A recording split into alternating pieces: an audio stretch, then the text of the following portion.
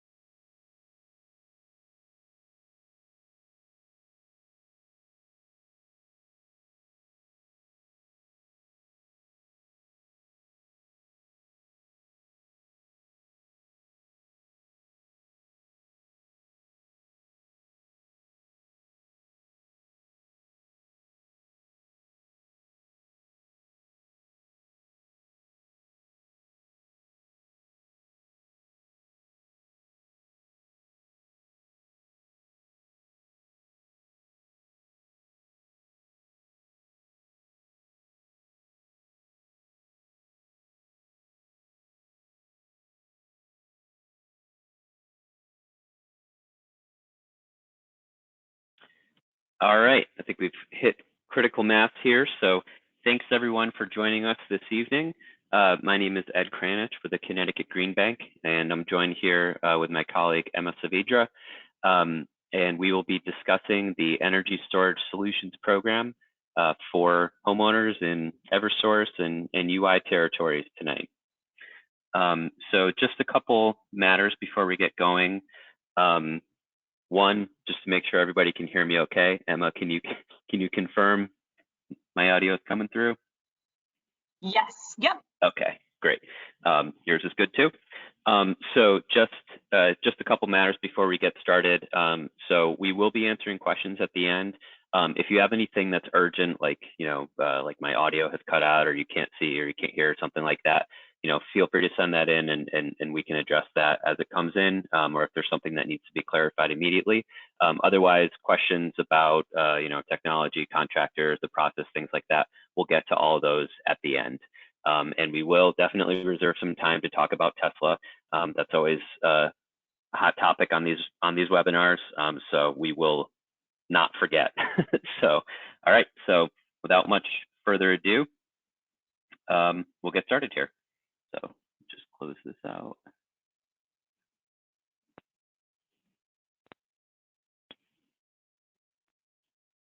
Just a moment here. And actually, I see one hand raised. We're not able to give anyone like speaking ability because it's a webinar, but to the person that has their hand raised, if you'd like to send in a question, please feel free to do so. Okay, so just for some background here, so Energy Storage Solutions was launched in January of 2022, so we're coming on 1 year now. It was launched through a coordinated effort led by Connecticut's Public Utilities Regulatory Authority, and it's administered by the Connecticut Green Bank, Eversource, and United Illuminating. And the program is overseen by PURA. We have annual reviews, we have comment periods, so it's kind of that formal process, almost similar to any other type of utility program. So there's a lot of oversight, there's a lot of regulation. It's a program that, as it's very new, and it's very new to the state of Connecticut, and it's unlike anything that's going on in other parts of the country. And we'll explain that in a little bit, kind of how we're different. So it's a program that's always evolving. So we appreciate everyone joining tonight. If you have joined in the past, you may get some different news today than you have in the past. So thanks to everyone for joining us, and get started here on our agenda for tonight. So we're going to start with an overview of energy storage in general, what that is and why it's important. Then we'll get into Energy Storage Solutions, the program here, why customers would want to install batteries at their homes, what the benefits and costs are. followed by how to get started, and then, of course, questions. So we're going to kick off with 2 quick poll questions just to help get some data about our audience here tonight. So the first one, Emma, I think you can pull up the poll. I think you can activate it. Yep. So what brings you here today? Are you interested in pairing your existing solar PV system with storage, adding a new solar PV system with storage, energy storage without solar, so just standalone charged by the grid, or another reason? And if you have an existing PV system and you want to add panels and a battery, I would suggest you go with the first option, pairing my existing PV system.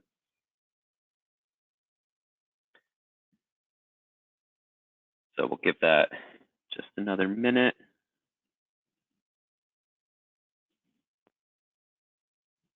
I'll leave it to Emma to call when to close the poll. Got about 40 or so people on, so. Yeah, it's slowed down, so we'll close it now. All right. So it looks like a little more than half of you, 61%, pairing existing PV system with storage. So that's great. And I guess that makes sense because we've reached out to a lot of our former solar customers. So next here, next poll, in the event of an outage, what electrical devices are most important to you? So there's refrigerator, freezer, heating and cooling, medical devices, lighting, and the last category, entertainment. I would include work-related internet in there too. So you know that the internet's more than just entertainment, but computer, cell phone charging, electronics.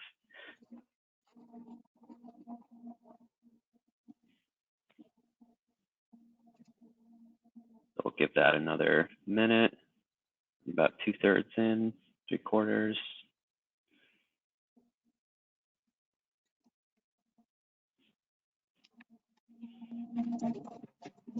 All right, it seems to be slowing down, so we'll close that one too.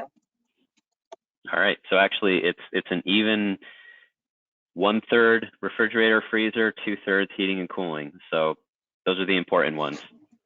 So no surprises there. We usually get a little bit more of a spread between the other options, but got just business here. So now moving on to what is energy storage. So what is energy storage? It comes in many forms. Our laptops, phones, and cars all have batteries, which is a form of energy storage. Your water heater is a form of energy storage because you're heating up water and storing it in the tank. And even the gas tank in your car is a form of energy storage. The fuel takes energy to create, and then it becomes a portable source of energy to put in your car and run your engine on. Large-scale grid projects can even come in the form of massive underground caverns filled with compressed air or water that's pumped uphill and then run through a hydroelectric dam when it's needed. But why do we do this? The reason is because we want to store energy that's generated now and use it later. But why do you want to do that, or why do we need to do this in Connecticut? Well, in Connecticut, sorry, next one here, next slide. So in Connecticut, and really all over the world, energy is not used in a constant and consistent way. So we wake up, we turn the lights on, we go to work, go to school, and as our daily activities and productivity increase, that puts a strain on the grid.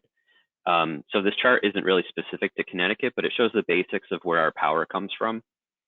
So on this chart here, you can see at the bottom, we have the base load, which in Connecticut, most of the time is nuclear power. Nuclear doesn't release CO2 and other noxious fumes the same way that fossil fuels do. So it's considered a cleaner technology. Next, we have intermediate, which in Connecticut is mostly natural gas. And then on those really hot summer days or those really, really cold winter days where we're using a lot of natural gas and we don't have enough to maybe even run in a power plant, or in those very hot summer days where we're just using a lot of electricity, we have these fast peaking plants that oftentimes are very expensive to run. Sometimes they can just run on oil, Sometimes they're very expensive, and they can be very dirty to run too. So those are kind of those peaks at the very top. You know, you can see on this chart that energy gets more and more expensive as it becomes harder to find. So when you have something like you know, these peaky days where you don't need to use them, you don't need to turn on these power plants very often, they're very expensive to run. So Energy Storage Solutions was created to use energy more intelligently by charging batteries with solar or with base load, and then discharging it at peak times instead of firing up dirty peaker power plants on hot summer days or very cold winter days. So I'm going to jump back a slide here just to show an example. You may remember from over this summer, for those who follow the energy news, we saw in Texas, there was a few situations, a few days where Texas was concerned that they might not actually have enough power on their grid to power everyone in the state. And as some of us know, Texas is on its own power grid, so they can't really just import power from other places. They're kind of isolated. So their problem was that it was over 110 degrees all over the state. People were running their AC. It was just brutal out there. And it put such a tremendous strain on the grid that there were times that power was extremely expensive because they were running power plants that weren't necessarily always designed to be running. And there was actually a risk of rolling blackouts, or for certain parts of the grid to be either shut down for safety, or if they weren't shut down, they would fail, and it would cause really a catastrophe. So this isn't something that, you know, we expect to happen all the time in Connecticut. It's pretty uncommon that we reach our maximum capacity of power generation in Connecticut, but this is an extreme example, and this is what we're trying to avoid, because this is what makes the grid less reliable and more expensive and less clean. So jumping into what is battery energy storage, and, you know, kind of why we're here, what we're talking about. So these are the types of batteries that we're referring to when we say battery energy storage. Some of you might be familiar with off-grid solar PV and backup power from a decade or more ago. You know, you might think of those big banks of basically car batteries in a big array, and you can use that for off-grid solar. It's much different today. These lithium-based batteries have a much smaller footprint, much greater power density, and they're much smarter. They can talk to your PV panel and your PV inverters. They can charge and discharge intelligently, and a lot of them even have software on there where they can help you use power more efficiently in your home, especially if you're on a time of use rate. It can help calculate when to discharge the battery, when to charge the battery, and kind of how to help you save money or better use your solar PV. And so just so we all know, this is what we're not talking about with PV. So these kind of big batteries, things that aren't grid connected. So on the left-hand side, we have basically a universal power supply or a uninterruptible power supply, something that you would run like a server or computer on. Sump pump battery, kind of these standby things that they're not grid interactive. They're not able to send power off to the grid. They're only able to be isolated as a source of energy. In most cases, a lead acid battery or a flow battery is not going to qualify for a rebate in this program. It's really going to just be the lithium-based technologies. So now that we've established why we launched the program and what types of energy storage we're talking about, let's get into what battery storage can do for you. So first, it provides resiliency. This is a very personal reason, and it varies for everyone. Personally, I don't need very much when it comes to backup power, but some people have big families, medical needs, or they need to keep some appliances running. Some people just need to power their electronics for work or keep medication refrigerated, and some people might be fine without power for a few days. Not me. So next you have, many of you have solar PV installed. So batteries are a great pairing with PV since you can recharge your batteries in an outage with your panels. So having solar panels plus a battery is kind of like having your own generator, like a natural gas or gasoline generator and a almost unlimited supply of fuel to put in that generator, because as long as the sun keeps coming out, you can always keep recharging your batteries. So third, and this applies to people that have a time of use rate, which most people don't, but that could be something on the horizon in the future, is that you can reduce your on-peak electricity charges. So for people who have a business or a business rate with their utility, you can avoid these demand charges that businesses get charged based on how much power they're pulling from the grid at any point during the month. So this doesn't apply quite as much to residential customers in most cases, because you don't have time of use rates, you don't have demand rates. But in case that comes along down the pike, you can be ready to charge your battery, and you can use it when electricity is more expensive, instead of pulling from the grid when electricity is more expensive. And finally, you can get reimbursed for your capacity in your battery when you're not using it. So that's a great reason to have batteries over, say, a generator, because a generator won't pay you back when you're not using it.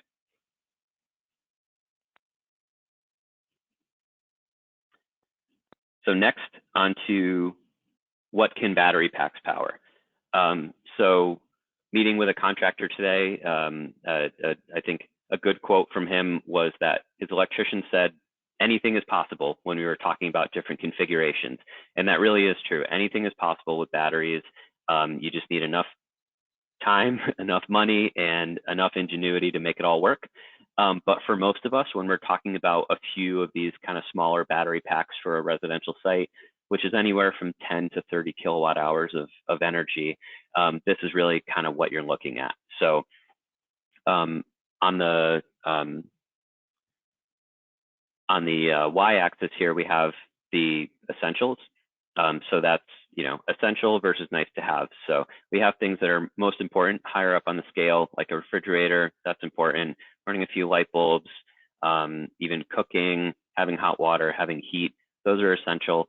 And then at the bottom, things like air conditioning, washing machine, dryer, entertainment, those are nice to have. On the left side of this axis, we have low demand electronics, and all the way on the right, we have high demand.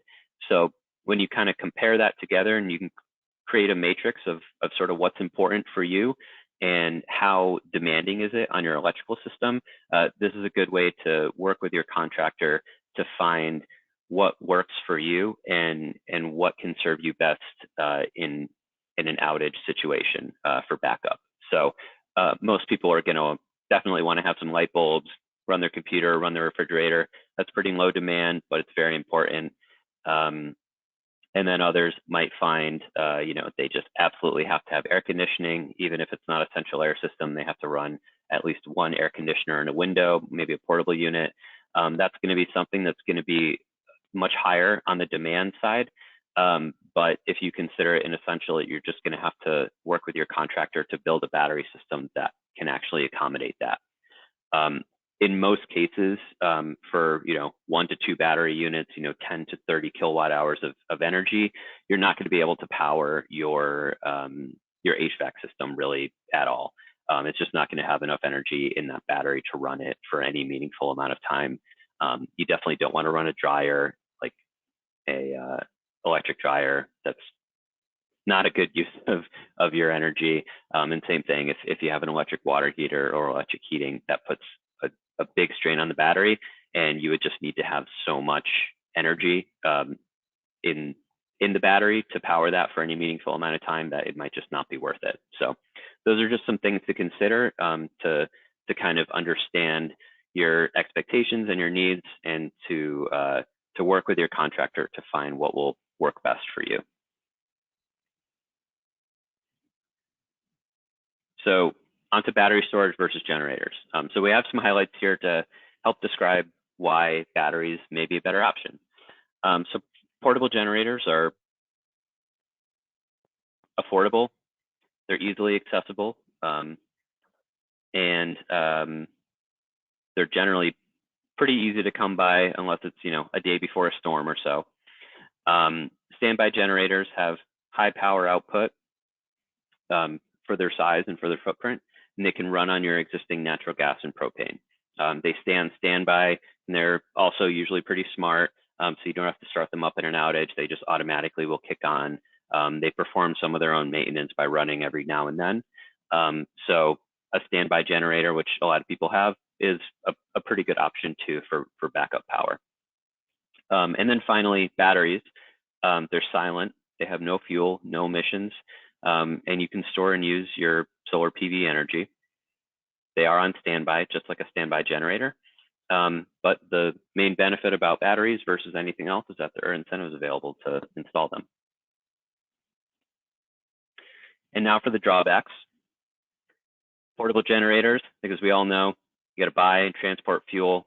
They're very loud. They stink. They require maintenance. They're not always that reliable, and they're not on standby.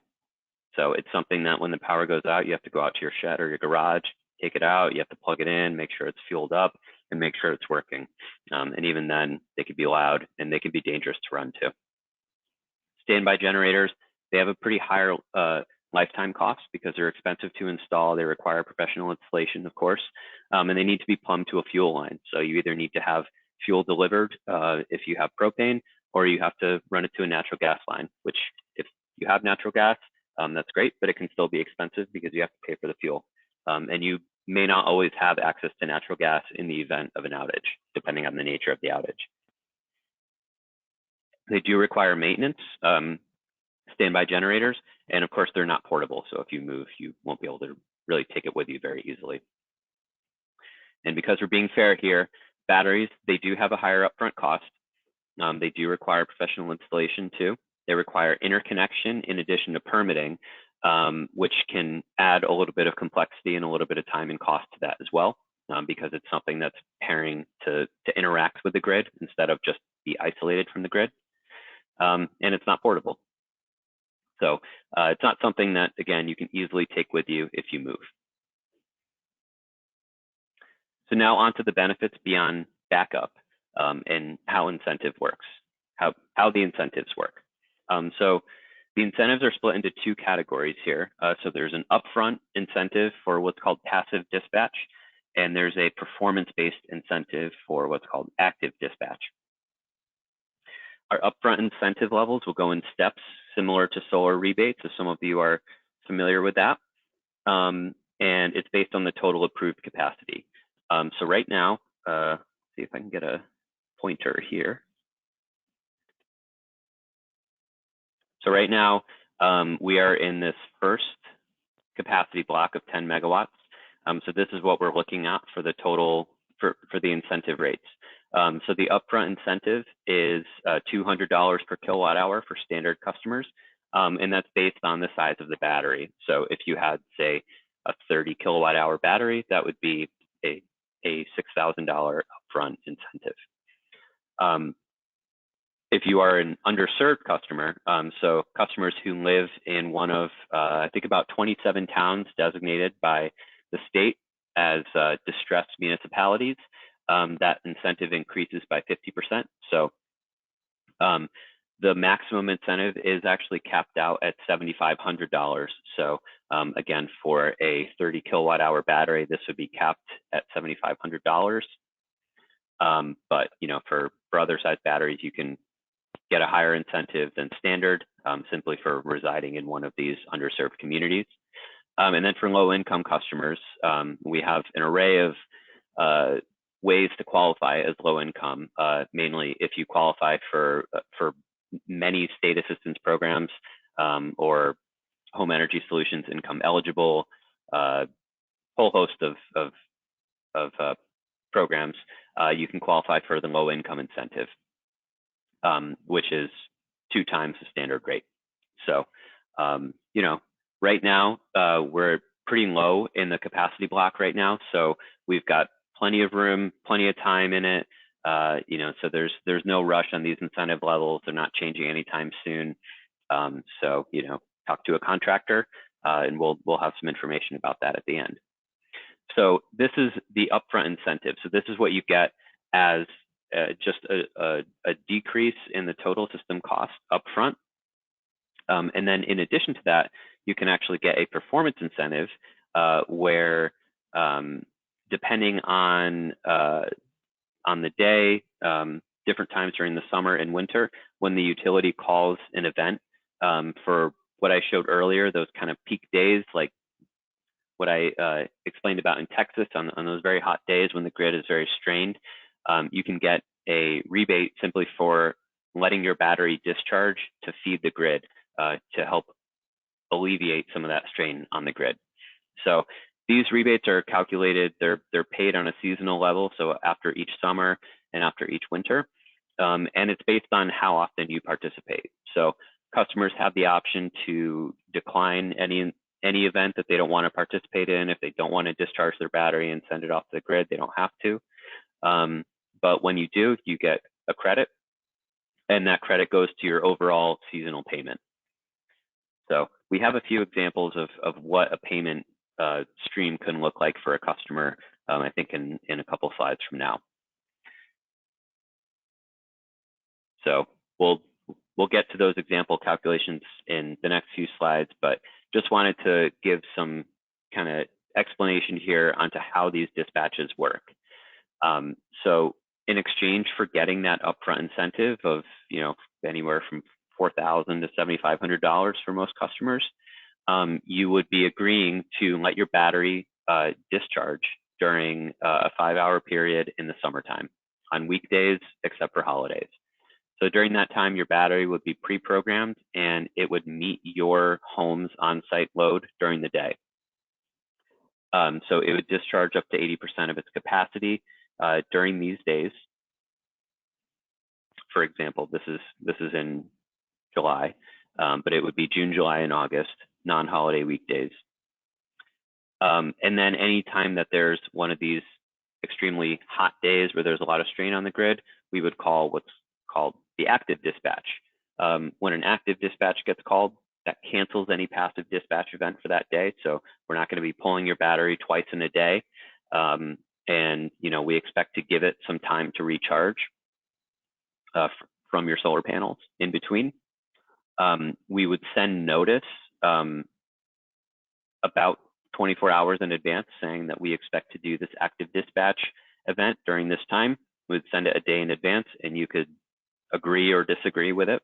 And you could, either let the active dispatch happen or you can decline to participate in that event. In which case, if you did decline to participate, then you would not get credited for that event, and then you wouldn't be able to earn as high of a performance payment for that season.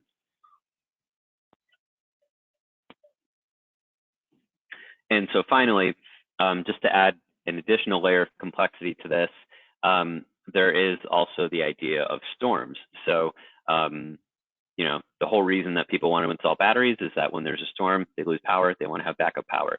So we haven't forgotten about that. So in this case, if this is a typical week, if there's a storm event that's predicted for, in this case, Thursday the 5th, then any dispatch events before that would be canceled to ensure that customers would have enough battery charge. They would have enough charge in their batteries to have enough backup to get them through that event if needed.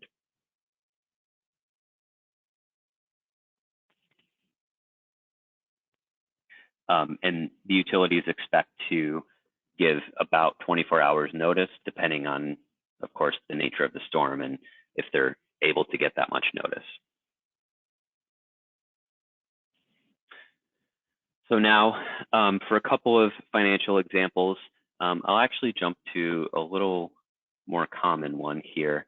So this is about a common size, about a common cost for batteries that we've seen in the program so far.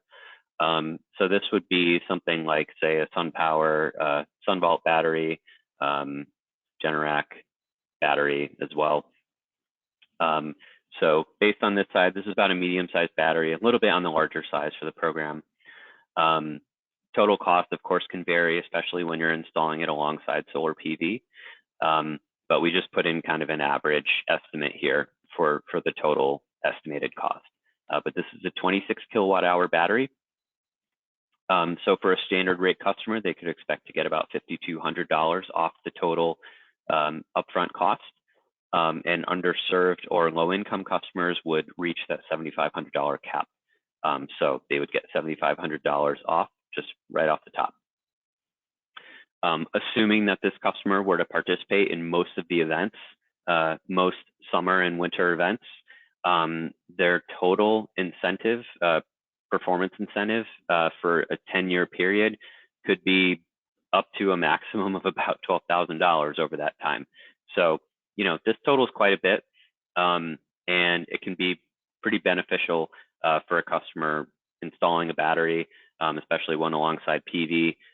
You know, over a 10-year period, you can get a pretty decent payback, you know, to help kind of ease the cost of that battery. So what we don't have in here, actually, because this is a recent update, is that batteries, all batteries, now qualify for a 30% federal tax credit. So that's something that wasn't the case a couple of months ago, but with the passing of the Inflation Reduction Act, batteries, whether they're paired with solar PV or whether they're standalone, can qualify for a 30% federal tax credit. So that's pretty significant on top of the rebates that a customer would receive in this case.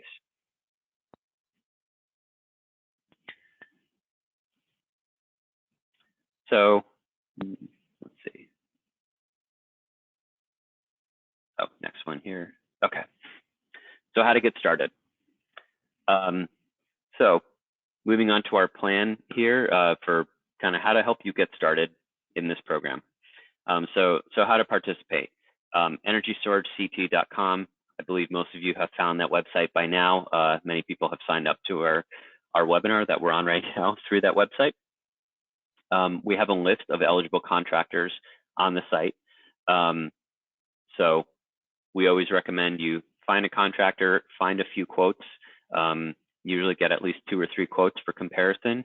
If you've installed solar panels in the past, talk to your solar contractor who installed those panels for you.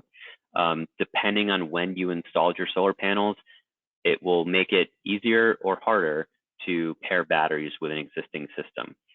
So we've been hearing a lot from contractors lately that very old, or I shouldn't say very old, but systems that are, you know, more than 5 years old might be more difficult to simply just add a battery to without having to change out some other components of the PV system in order to make sure that they can talk. So it's not the simplest thing to add batteries to an existing PV system, but it is possible. Do your research. So think about the essential devices, kind of what in your home you really want to have backed up and what you want to have in the event of an outage. And finally, if you have not already had one done, get a HES audit, because if you've had solar, you've most likely had a HES audit. But if you use a lot of electrical devices in your home, and especially if you heat your home with, say, heat pumps or central air conditioning, a HES audit would be a great way to help reduce your electrical load, which will make battery backup a little bit easier because you'll have less energy need when it comes time for an outage and time to start drawing on that battery.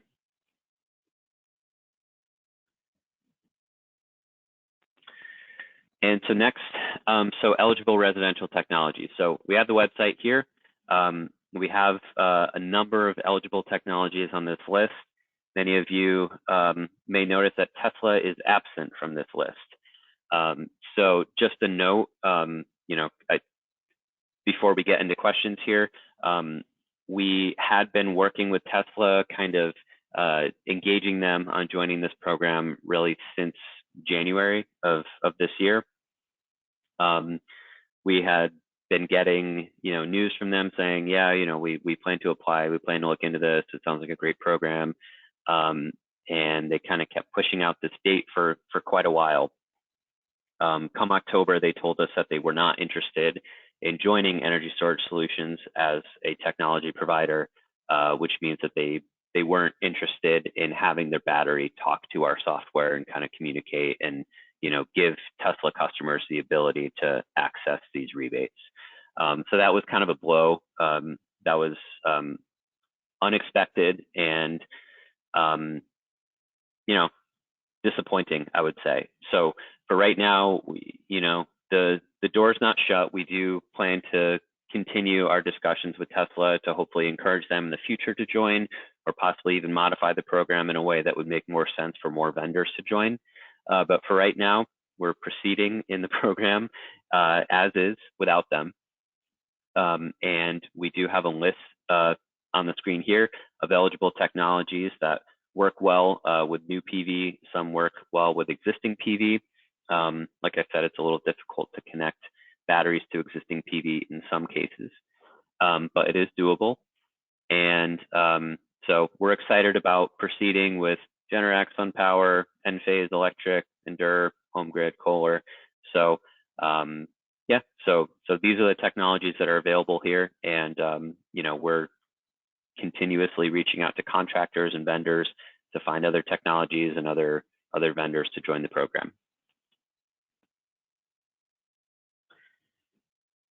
So with that, I think we can jump into questions here.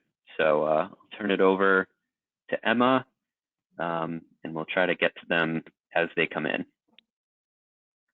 So if you have any questions, please feel free. Yes, yeah, so just you can use that questions box. It should be on the right toggle. All right, so starting us off, somebody asked, can I be contacted about any program that provides credits or incentives for buying surplus power from my battery backup / PV system? I think they meant for the battery. Okay, so yes, so if you have a solar PV system and you're connected to the grid, so it's a grid tied system, I think for that question, we'd probably have to learn a little bit more about when you installed solar and what your configuration is. But yes, we can definitely take down your contact info. I can see the name here, so we can just pull that from the attendees list, and we can have someone reach out to you. We could probably just call and discuss with you, exactly how to help you there. All right, great. Next question. So can you compare the output of a fairly small gas generator versus the output of a battery? So right now they can power oil burner, fridge, water pump, and a couple of outlets with the gas storage. Yeah, so if you say it's a 6,500 watt gas generator, so I think in the example here, let's see where we were. So even a small battery in this case, so a 13 kilowatt hour battery, the average power output for something like that is about 6 kilowatts, so 6,000 watts, so comparable to what you have for that small standby generator. It can power all of those things, but depending on how much energy is in the battery, so in this case, if it's 13 kilowatt hours, or maybe for simplicity, we'll say that it's 12 kilowatt hours. If all of those appliances that you listed total 6,000 watts of power instantaneously, then that means that it can run on its, full throttle, running on this battery for 2 hours before it expends all the energy in that battery, before needing to recharge. Realistically, something like, let's see, your oil burner, fridge, water pump, and a couple of outlets is probably not anywhere close to 6,000 watts. I'm not sure what the water pump would be or how often a water pump would be running. Usually pumps can use quite a bit of power if they're running constantly. But in that case, you would have to, I think in that case, you would want to work with a contractor to look at those devices and look at the power ratings of those devices. And you can even calculate, just based on the wattage and based on the amount of runtime that you expect them to have in, say, a 24 or 48 hour period. If you have something that's 100 watts and you expect it to run for a total of 60 minutes in 2 days, then that's 100 watt hours. So that's a pretty small amount of power for something, for something like even a small battery of 13 kilowatt hours. So we do have, I'm not sure if that was clear enough, but we have at the end here this chart. So we have 2 slides here, and these slides are available on the website, so you can download this. These are just kind of an idea of the average load, so the instantaneous power load for various devices in your home. So you can kind of use this to calculate out, if you want to run a refrigerator and a couple of fans and a laptop and a couple of light bulbs, you can just kind of add up these numbers, like 100 watts per laptop, 10 watts per LED bulb, so if you have 10 bulbs, call that 100 watts, and you can just add that up, and that'll get your total wattage. And if you know how many kilowatt hours are in your battery, you can divide that number by the total wattage, and you can come out with how many hours of backup you'll have. So it might be a little bit confusing, but again, feel free to reach out to us if you want to send us an email with some more specific questions, and we can help you work that out, or go with a contractor, talk to a contractor that can help you design your system. Okay, great. I can take this question. So somebody asked, I got a quote for an electric power system. On your slide, it did not say that it's fully approved. So what does that mean? So essentially every technology that wants to participate in energy storage solutions needs to submit a new technology application. So there are kind of 2 different approval processes that go on that a technology needs to meet. So the first one is meeting our technical requirements. And so that means that they meet our technology, our efficiency threshold, and also have certificates that certify that the equipment is safe to use. So those are professionally UL listings. And then the second piece of approval is the integration with our software platform. So right now, Electric Power has met our technical requirements, so their NTA is pre-approved, but they have not yet completed that integration with our software platform, and that's why they have not received that final approval. All right, so next question. Why is the program limited to specific contractors? Does that limit consumers from shopping around? So that's a good question. That's something that we had gotten in the solar program quite a bit. It always comes down to the fact that this is a ratepayer funded program, and we're using ratepayer dollars to provide these incentives, even though the benefits are to serve everyone on the grid.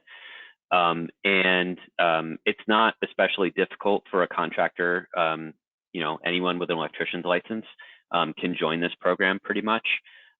So we want it to be open to a lot of contractors to join, but we do have that extra step of becoming eligible and getting on the list, just so we know who's out there selling on behalf of this program, who's offering incentives, and just making sure that consumers are protected from contractors who may not fully know what they're doing, or may not have everyone's best interest in mind. So really kind of just comes down to making sure that everyone gets kind of a quality product.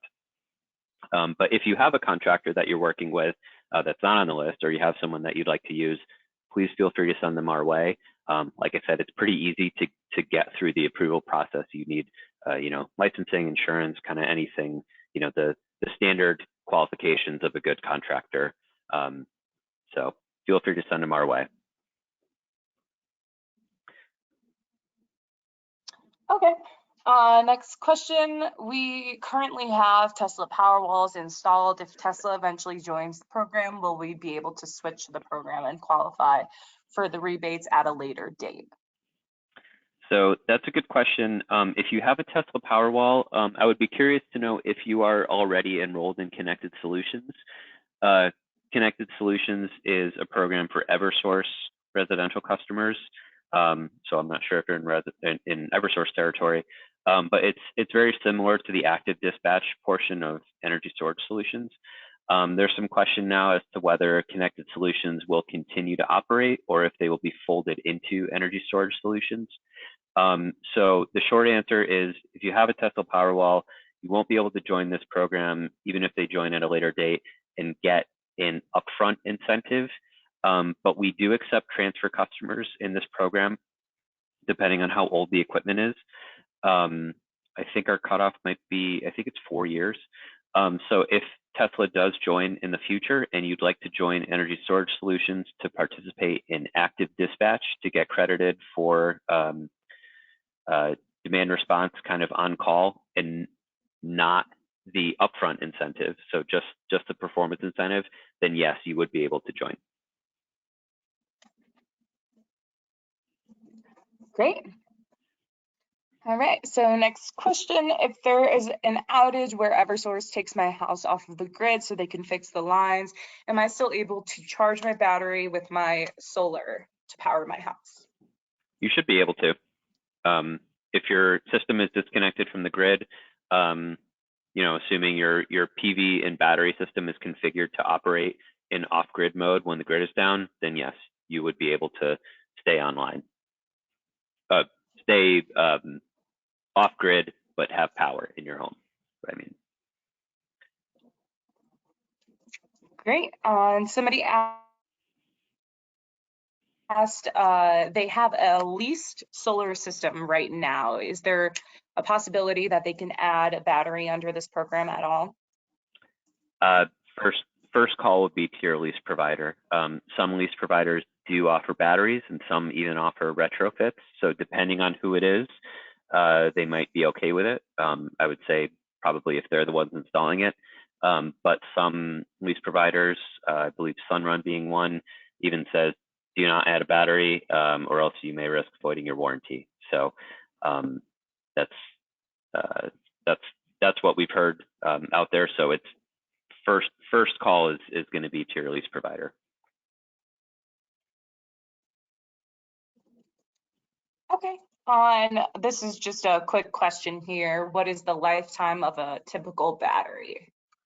So we require them all in this program to have at least a 10-year warranty. Being that it's relatively new technology, we haven't seen one reach the end of its useful life yet. So the expectation is long enough to at least get through the 10 years of the program and 10 years of the warranty. And, just like with a lot of new technologies, you just kind of have to wait and see how long after that initial warranty period it'll continue to live a useful life. So short answer, unfortunately, is we don't know, but it must be warranted for at least 10 years.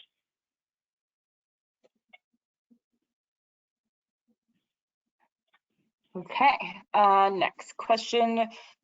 Does the solar system charge the battery before providing energy to the house or only after the current house electric needs are met?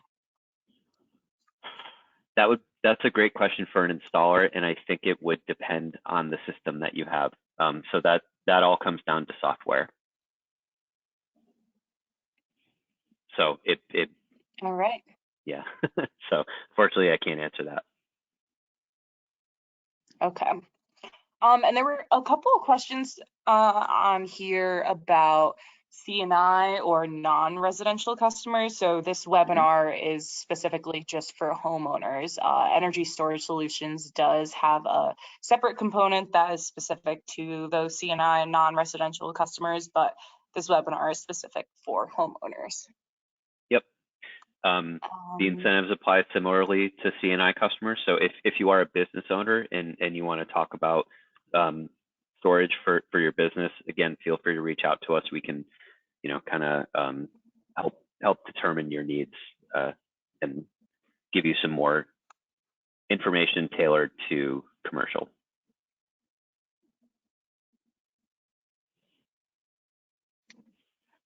Great. So will the rebates or incentives be the same for 2023? For residential, I would say almost certainly yes. Maybe by this time next year they might be going down, but we're not anywhere near our 10 megawatt threshold for this step.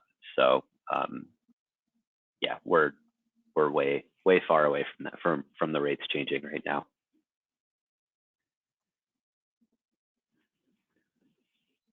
Okay. Somebody had a question about, can you be more explicit about how the incentive payments are calculated? Is it a fixed amount per event or based on kilowatt hours used? So if you're talking about the performance incentive, really the payment is calculated as kilowatt hours per hour, which doing algebra just comes out to kilowatts. So if you're, let's see, let me jump back a few slides.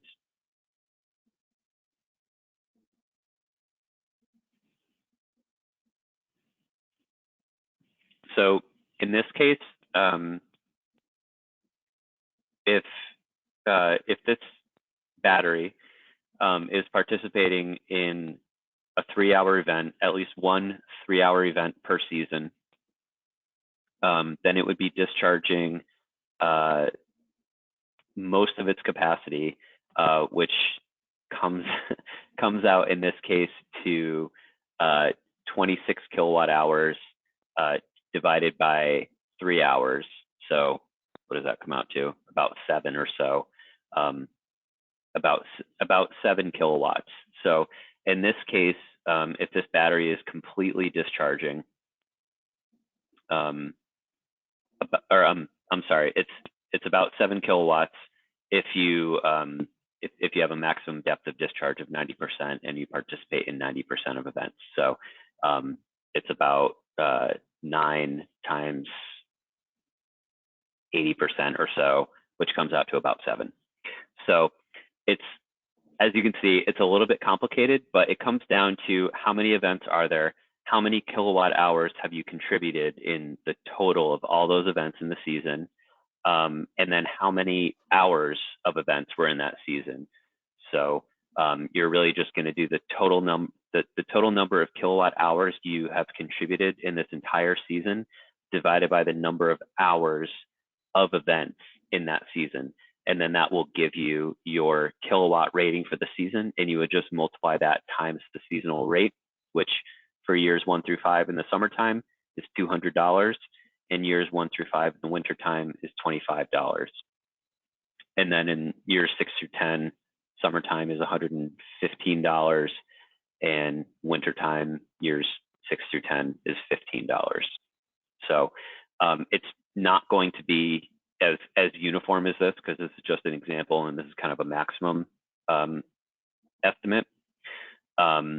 You know, it'll vary a little bit, you know, higher or lower per season, depending on how you use your battery.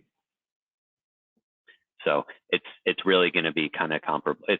It's going to come down to how you use your battery and you know, how quickly your battery can charge and how many events there are per season.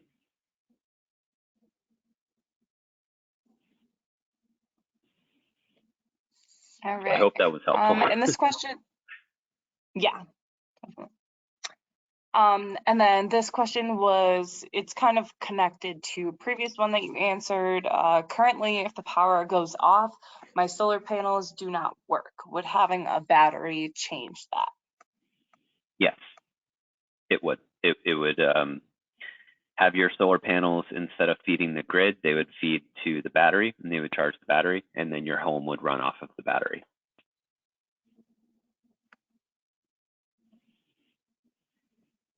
All right. Next question. Is the 10-year expected warranty linked only to the homeowner who had it installed, or is it transferable to a new owner? So it can be transferable to a new owner, assuming that they agree to all the same program terms and everything that you did as well. So if you move and the new owner wants to take on the battery and they can continue receiving the incentives, you could just kind of work with us to transfer everything over into the new owner's name.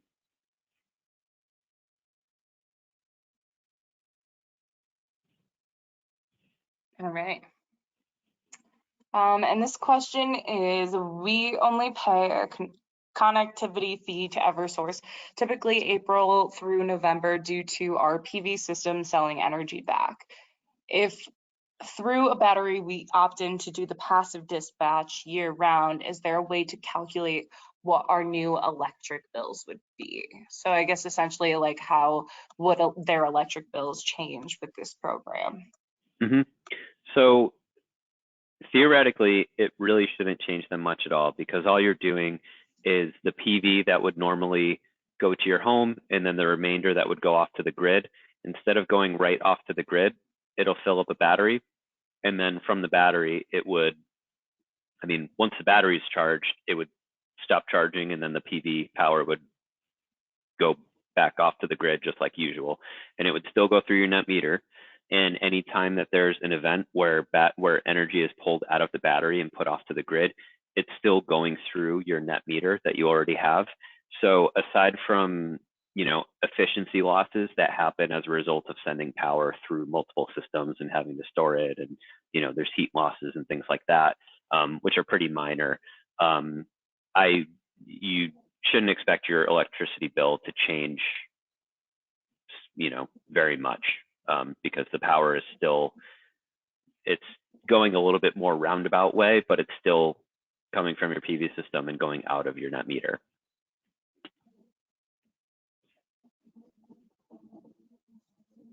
All right, running low on time here, so just time for a couple more. Do you plan on providing similar rebates for using a bidirectional EV charger once they're available?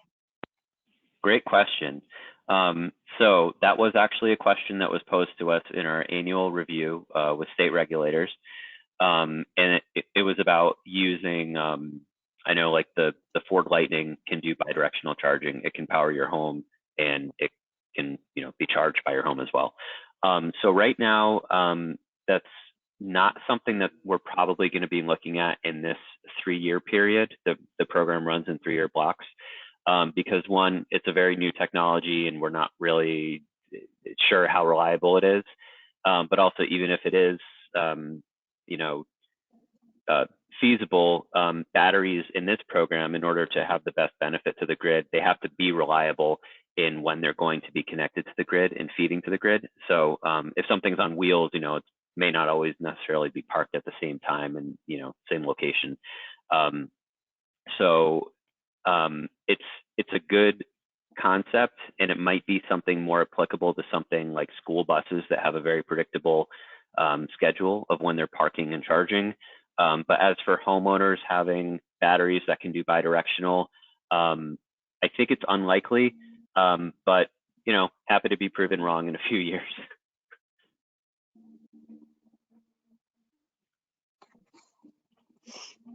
All right.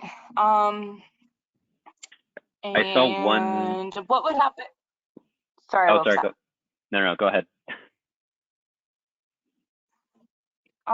Yeah, so I think we have time for just one more question. Let's make it 2, actually. So this question is, any advice for a homeowner whose solar panels are already installed and the age difference between the panels and the battery would be about 4 to 5 years? That's a tough one. And it may take calling several contractors before you find one that's willing to come up with a solution. It's definitely technically possible, but it gets tricky because it may require some kind of custom solution that not a simple out of the box solution. So you may have to find a contractor that's a little more experienced and a little more willing to do that extra work, because you may have older inverters that don't talk as well with a battery as a newer inverter that's designed to work with a battery.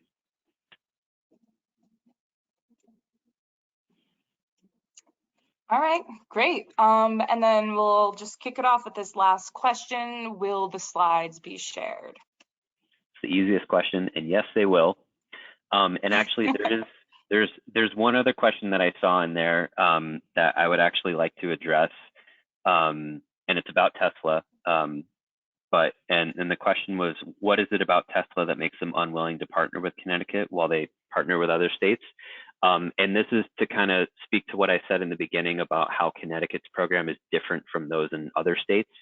Other states do basically the performance incentive only, the active dispatch only.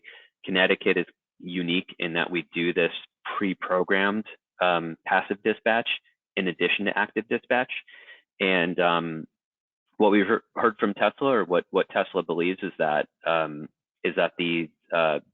passive dispatch kind of prevents customers from using batteries how they want to.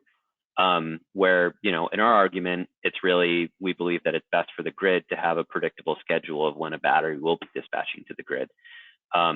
In Connecticut, we don't have time of use rates, so customers don't really get any extra benefit from using their battery, kind of choosing when to discharge their battery to use it in their home, because no matter what time of day it is in Connecticut, power is always the same price, which right now is very expensive.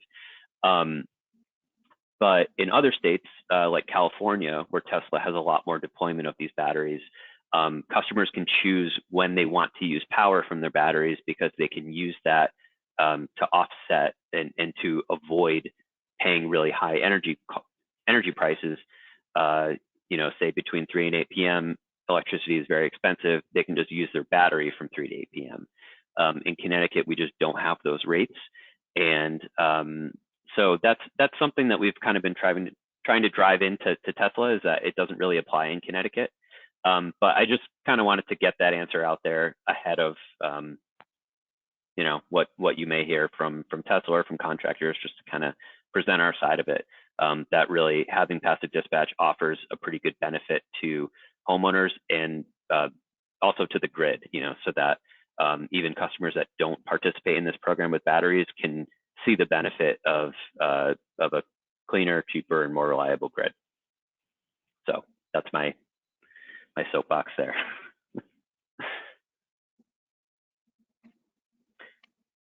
So Great. with that, I think that might be it for the questions. And if anyone has further questions or would like to reach out, energystorageCT.com. And Eric, I agree with you, time to push for time of use rates. So energystorageCT.com, you can contact us through there. And any questions, feel free to reach out.